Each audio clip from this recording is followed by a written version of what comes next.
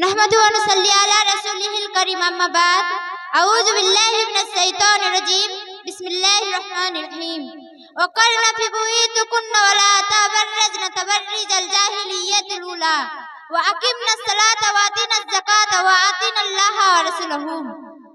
সম্মানীয় শ্রদ্ধেয় মাদ্রাসার প্রতিপক্ষগণ ও আমার শ্রদ্ধাভাজন শিক্ষক মণ্ডলী, দূর দূরান্ত থেকে ছুটে আসা অতিথিবৃন্দ ও আমার সামনে বসে থাকা ছোট বড় ভাই ও বোন সকল, আমি আপনাদের সামনে যে বিষয়টি নিয়ে দণ্ডমানিত হয়েছি সেই বিষয়টির নাম হচ্ছে পর্দার বিধান। নারী স্বাধীনতা আন্দোলন সব দেশে জোরদার হয়ে উঠেছে। আসলে যৌন স্বাধীনতা আইন প্রায় সব দেশে লাগামই না উঠেছে।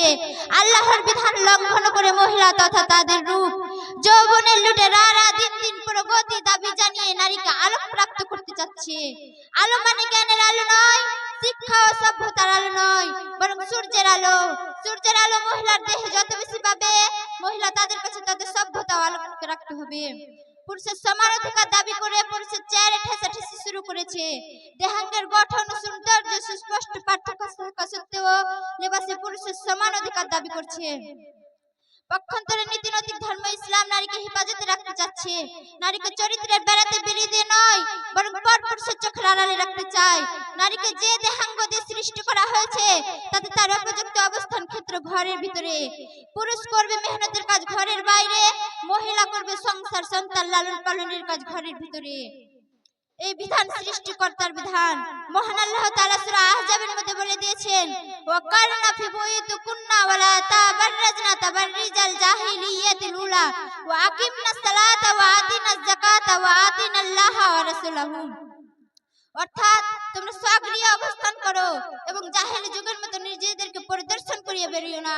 যাকাত করো, নামাজ প্রতিষ্ঠা করো, যাকাত প্রদান করো ও আল্লাহ ও তার রাসূলের অনুগত হও। কিন্তু প্রয়োজনের ক্ষেত্রে মহিলা বাইরে যেতে পারে, তবে সে যা হবে মুসলিম রমণীর মতো, সভ্যতার সাথে, সম্ভ্রমের সাথে, আদবের সাথে, পর্দার সাথে। আর তাতে সম্ভ্রান্ত মহিলা দাসীর মধ্যে পার্থক্য সূচিত হবে। শুধু মহিলাদেরকে যে পর্দার বিধান মানতে বলা হয়েছে তা নয়, বরং পুরুষদেরকেও বলা হয়েছে তারা যেন তাদের চোখের দৃষ্টিকে সংযত করে রাখে। জাবের রাদিয়াল্লাহু তাআলা বলেন, আমি আচমকা দৃষ্টি সম্পর্কে রাসূলুল্লাহ সাল্লাল্লাহু আলাইহি ওয়াসাল্লামকে জিজ্ঞাসা করলাম। তিনি বললেন, তুমি তোমার দৃষ্টিকে ফিরিয়ে নাও। অন্যদিকে মহিলাদেরকেও বলা হলো তারা যেন তাদের দৃষ্টিকে অনবত করে রাখে। ব্রাদারান ইসলাম, যাদের সাথে ফষ্টি নষ্টি হওয়ার বেশি অসংখ্য আছে, আপনার স্ত্রীকে তাদের সাথেই পর্দা বজায় রাখতে আদেশ করুন। আর ওরা যাকে দ্বিতীয় বর বা দেওর নাম দিয়েছে, আপনি কি চান আপনার ভাই বা অন্য কেউ আপনার স্ত্রী দ্বিতীয় বর হোক? আপনি কি দায়ী হতে চান? তাহলে তার শাস্তি শুনুন। মহানবী সাল্লাল্লাহু আলাইহি সাল্লাম বলেছেন, আল্লাহ কিয়ামতের দিন তিন ব্যক্তির দিকে তাকিয়েও দেখবে না।